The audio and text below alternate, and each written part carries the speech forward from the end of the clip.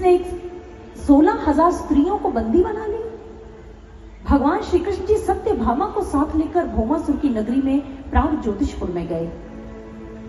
जैसे भौमासुर की नगरी में गए, वहां उनका युद्ध हुआ उनके मूरा नामक सेनापति के साथ। भगवान श्री कृष्ण जी ने जब उसका अंत किया तो इसलिए उनका नाम मुरारी पड़ गया। उस दिन से उन्हें कृष्ण मुरारी कहा जाने लगा।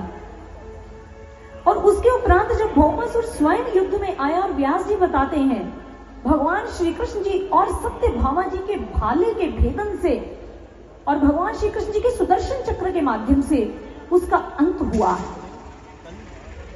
और मुख्य प्रकरण जो व्यास जी ने लिखा इसमें, उसका अंत करना भगवान का यह प्रयोजन नहीं था, अपितु उन स्त्रियों को जो बंदी हैं उनको मुक्त करवाना मुख्य लक्ष्य था।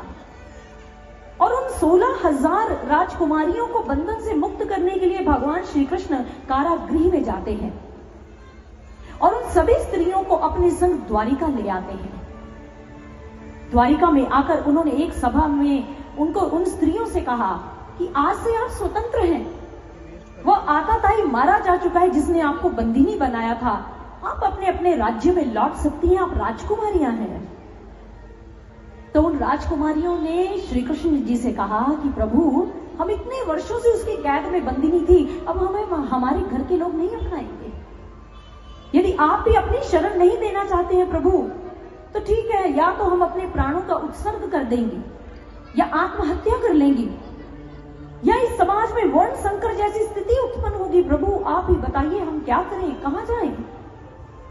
तब भगवान श्री कृष्ण जी ने कहा, एक बात बताओ, नरकासुर ने जब इनको बंदी बनाया था तो इनके परिवार में कितने पुरुष थे?